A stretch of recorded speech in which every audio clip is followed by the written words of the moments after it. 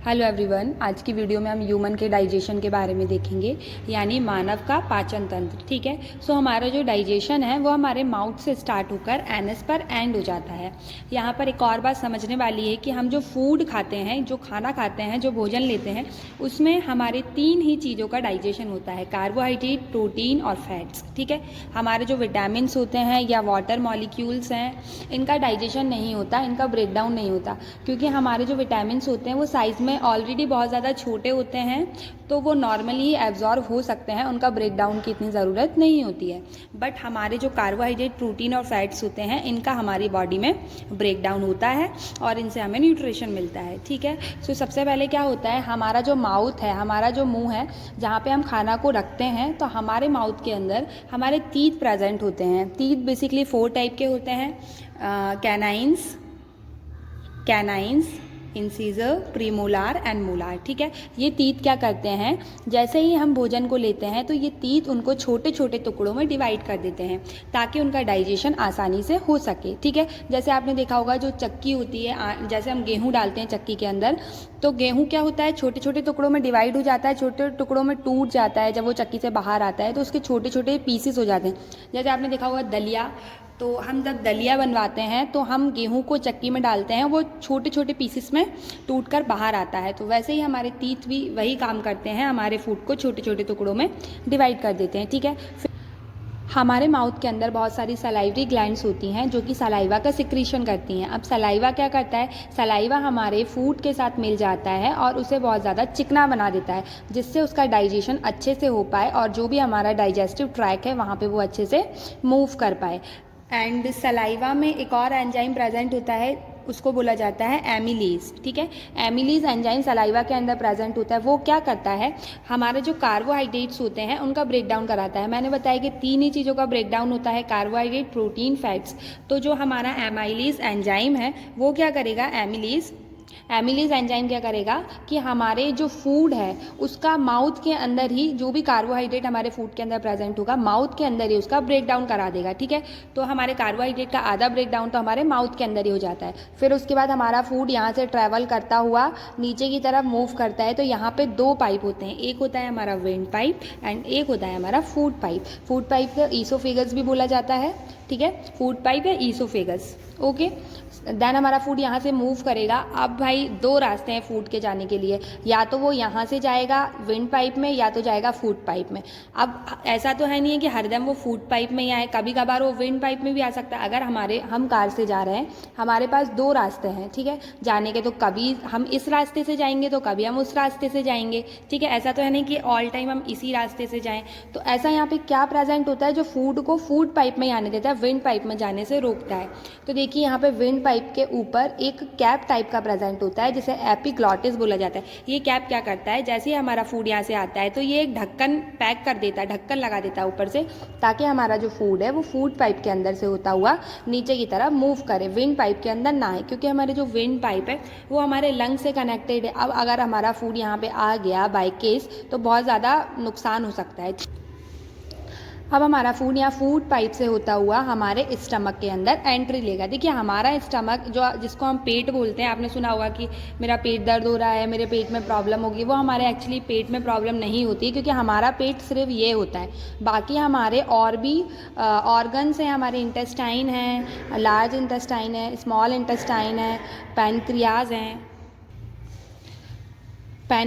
हैं, ठीक है, बहुत लीवर है। हमारा जो पेट है वो सिर्फ हमारा स्टमक, इतना ही पार्ट हमारा होता है। बट हम बोलते ज़रूर है कि हमें पेट में दर्द हो रहा है, एक्चुअल में वो हमारा पेट में दर्द नहीं होता है, कभी हमारे इंटेस्टाइन में होता है, कभी हमारे लीवर, कहीं और जगह दर्द होता है, बट हम बोलते हैं कि हमारा पेट दर्द हो रहा है, क्योंकि हमने हमारी बॉडी का जितना पार्ट है सबको पेट बोल दिया, स्टमक ही बोल दिया, बट वो एक्चुअल में स्टमक होता नहीं है, स्टमक हमारा इतना सा पार्ट होता है। ठीक है, अब हमारा फूड यहाँ से होता हुआ हमारे स्टमक में एंट्री करेगा। तो देखिए स्टमक के अंदर भरा होता है HCl यानी हाइड्रोक्लोरिक एसिड। स्टमक के अंदर होगा हमारा हाइड्रोक्लोरिक एसिड। अब हाइड्रोक्लोरिक एसिड क्या करेगा, हमारा जो फूड यहाँ पे आया है उसको डाइजेस्ट कराने में हेल्प करेगा। अब यहाँ पे 2 क्वेश्चन अराइज हो सकते हैं कि अगर इसके अंदर हाइड्रोक्लोरिक एसिड प्रेजेंट है तो कभी हम उल्टे होते हैं, यानी आपने देखा होगा कई एक्सरसाइज ऐसी होती है जिसमें हम इन्वर्टेड हो जाते हैं, या कई लोग हाथ के बल चलने की कोशिश करते हैं या फिर उल्टा लटक जाते हैं। तो ऐसा क्यों नहीं होता कि हमारे स्टमक के अंदर HCl है, तो वो HCl यहाँ से होता हुआ हमारे माउथ से बाहर क्यों नहीं आता जब वो हमारे स्टमक के अंदर प्रेजेंट है। तो ये एक क्वेश्चन है। और दूसरा क्वेश्चन ये है कि अगर हमारे स्टमक के अंदर HCl प्रेजेंट है तो HCl इतना ज़्यादा एसिडिक है कि हमारे जो स्टमक की वॉल है वो तो जल जानी चाहिए, क्योंकि ये तो बहुत ज़्यादा एसिडिक है। तो ऐसा क्यों नहीं होता? पहले क्वेश्चन का आंसर तो ये है कि यहाँ पे जैसे आपने यहाँ पे देखा था, यहाँ पे जो कैप प्रेजेंट था जिसे हम एपिग्लॉटिस बोलते हैं, यहाँ पर भी एक कैप प्रेजेंट होता है जो HCl को बाहर जाने से रोकता है। ठीक है। अब दूसरा क्वेश्चन, जो इसकी वॉल क्यों नहीं जलती हैं? क्यों इसकी वॉल इसीलिए नहीं जलती हैं क्योंकि इसकी वॉल म्यूकस की बनी होती है। म्यूकस क्या करता है? स्टमक की जो वॉल्स हैं उनका प्रोटेक्शन करता है, स्टमक को प्रोटेक्शन देता है ताकि वो हाइड्रोक्लोरिक एसिड से जले ना या उसका कोई नुकसान ना हो। ठीक है।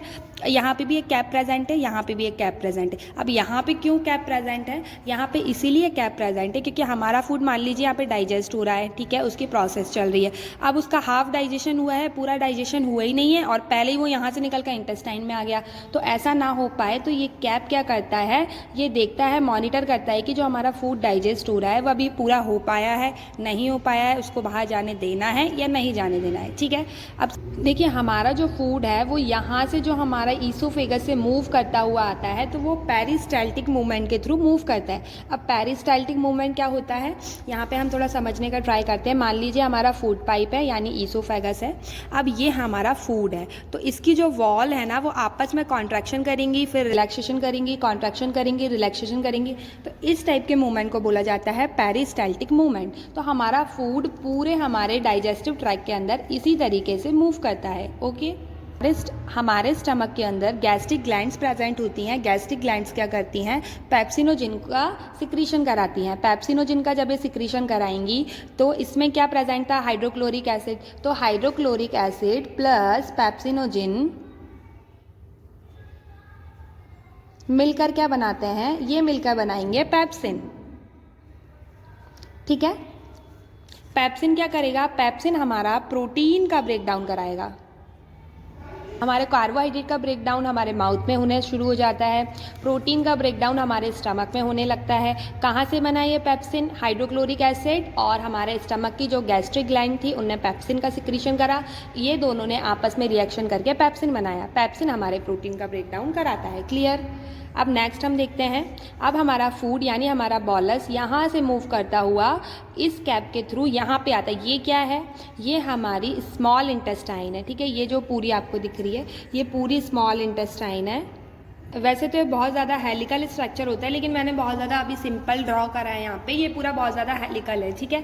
स्मॉल इंटेस्टाइन का नाम भले ही स्मॉल इंटेस्टाइन है लेकिन एक्चुअल में बहुत ज़्यादा लार्ज होती है, और लार्ज इंटेस्टाइन तो हमारी छोटी होती है बट स्मॉल वाली बहुत ही ज़्यादा लार्ज है, क्योंकि फूड का जो मोस्टली डाइजेशन है वो हमारे स्मॉल इंटेस्टाइन के अंदर ही होता है। देखिए हमारे स्मॉल इंटेस्टाइन के 3 पार्ट्स होते हैं, डुओडेनम, जीजुनम और इलियम। ठीक है। जो हमारा डुओडेनम होता है वो हमारा स्मॉल इंटेस्टाइन का सबसे स्टार्टिंग वाला पार्ट है, और हमारा जो जीजुनम है वो हमारा मिडिल पार्ट है, और जो हमारा लास्ट वाला पार्ट है उसको हम इलियम बोलेंगे। ठीक है। सो हमारा फूड जब स्टमक से हमारी स्मॉल इंटेस्टाइन में आता है तो जो हमारा डुओडेनम वाला पार्ट है यहीं पर फूड का आधे से ज़्यादा डाइजेशन हो जाता है। फिर न्यूट्रिशन जो भी अपटेक करने होते हैं यहाँ से कर लिए जाते हैं, देन फूड यहाँ से ट्रैवल करता हुआ हमारे इलियम वाले पार्ट तक आ जाता है। ठीक है। अब हमारे जो स्मॉल इंटेस्टाइन की वॉल है यहाँ पे बहुत छोटे छोटे फिंगर लाइक प्रोजेक्शंस प्रेजेंट होते हैं जिसको बोला जाता है बिलाई। ठीक है। ये क्या करते हैं? जितने भी न्यूट्रिशन है हमारे फूड में उसको अपटेक कर लेते हैं। ठीक है। और यहाँ पे जो फूड था उसको हम बॉलस बोल रहे थे, लेकिन जैसे ही फूड हमारा स्मॉल इंटेस्टाइन में एंट्री करेगा तो उसको हम चाइम बोलेंगे, CHYME, चाइम। ठीक है। अब हमारा फूड यहाँ से होता हुआ हमारे लार्ज इंटेस्टाइन में एंट्री लेगा। लार्ज इंटेस्टाइन को बेसिकली कोलोन बोला जाता है, बट इसके भी 3 पार्ट्स हम बोल सकते हैं, असेंडिंग कॉलोन, ट्रांसवर्स कॉलोन और डिसेंडिंग कॉलोन। ठीक है। ये हमारा लार्ज इंटेस्टाइन का पार्ट है। यहाँ से हमारा फूड ट्रैवल करता हुआ रेक्टम, जो कि हमारा लार्ज इंटेस्टाइन का सबसे लास्ट वाला पार्ट होता है, यहाँ पे हम देख सकते हैं ये रेक्टम हमारा लार्ज इंटेस्टाइन का सबसे लास्ट वाला पार्ट है, ठीक है। ये लास्ट वाले पार्ट से यहाँ से पहले हमारा फूड आता हुआ रेक्टम और एनस। एनस हमारा सबसे ही लास्ट एंडिंग पार्ट होता है। तो हमारा फूड यहाँ से ट्रेवल करता हुआ हमारे माउथ से फूड पाइप से हमारा स्टमक से स्मॉल इंटेस्टाइन से लार्ज इंटेस्टाइन से देन रेक्टम एंड एनस। ये हमारा पूरा डाइजेस्टिव ट्रैक है। अब यहाँ पे जो हमारा लीवर है और पैनक्रियाज है, ये हमारे डाइजेस्टिव ट्रैक का पार्ट तो नहीं है, लेकिन ये हमारे डाइजेशन में बहुत ज़्यादा इम्पॉर्टेंट रोल प्ले करते हैं। देखिए लीवर जो ये हमारा जो लीवर है, लीवर हमारा बाइल जूस का प्रोडक्शन करता है। देखिए हमारा जो ये लीवर है, लीवर हमारा बाइल जूस को सिक्रीट करता है, ठीक है। बाइल जूस क्या होता है? देखिए बाइल जूस जो रहेगा वो हमारे जो भी हमारे फूड के अंदर फैट्स होते हैं उनका ब्रेक डाउन कराता है। जैसे कार्बोहाइड्रेट का हमने देख लिया माउथ में होगा, प्रोटीन का हमने देख लिया स्टमक में होगा, और फैट का हमारा जो ये बाइल जूस हमारा लीवर बनाएगा, यहाँ पे सिक्रीट करेगा, वो ही हमारे फैट का ब्रेक डाउन कराएंगे, ठीक है। अब यहाँ पे एक और है गॉल ब्लैडर। गॉल ब्लैडर क्या होता है? जैसे आपने देखा होगा हमारे जो पैसे होते हैं हम उसको कलेक्ट करके बैंक में रख देते हैं, ठीक है। बैंक क्या करता है? हमारे पैसों को अच्छे से कलेक्ट करके रख लेता है और जब भी हमें ज़रूरत पड़ती है हम वहाँ से ले सकते हैं। तो गॉल ब्लैडर भी उसी तरीके से वर्क करता है। हमारा लीवर बनाता है बाइल जूस और हमारा गॉल ब्लैडर उसको स्टोर करके रखता है, और जैसे जैसे हमें ज़रूरत पड़ती है वैसे वैसे वो सिक्रीट करता जाता है। तो यहाँ पे गॉल ब्लैडर का यही वर्क होता है कि लीवर के द्वारा बनाए गए बाइल जूस को ये अपने पास इकट्ठा करके रख लेता है, ठीक है। ये दोनों का वर्क समझ में आया। ये यहीं से सिक्रीट करते हैं और स्मॉल इंटेस्टाइन में जाकर मिल जाता है और हमारा डाइजेशन यहाँ पे स्टार्ट हो जाता है। देन पैनक्रियाज का भी यही वर्क होता है। पैनक्रियाज भी बहुत सारे जूस रहते हैं जिसको सिक्रीट करती है, और ये जूस जो होते हैं बहुत ज़्यादा इंपॉर्टेंट होते हैं हमारे डाइजेशन के लिए। पैनक्रिया और हमारा लीवर ये हमारे डाइजेशन ट्रैक का हिस्सा तो नहीं है, लेकिन ये बहुत ही ज़्यादा इंपॉर्टेंट है, ओके।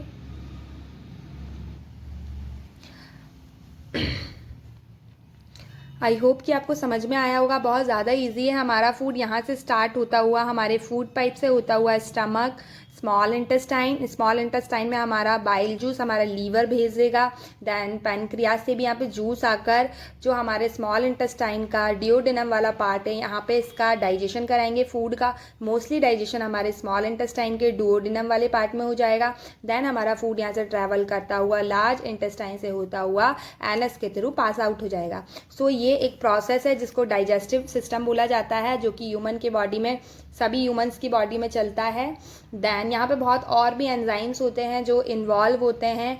काफ़ी एंजाइम्स होते हैं, जैसे पैनक्रियाज भी बहुत सारे एंजाइम को रिलीज़ करेगी, बहुत सारे जूस को रिलीज़ करती है। Then gall bladder.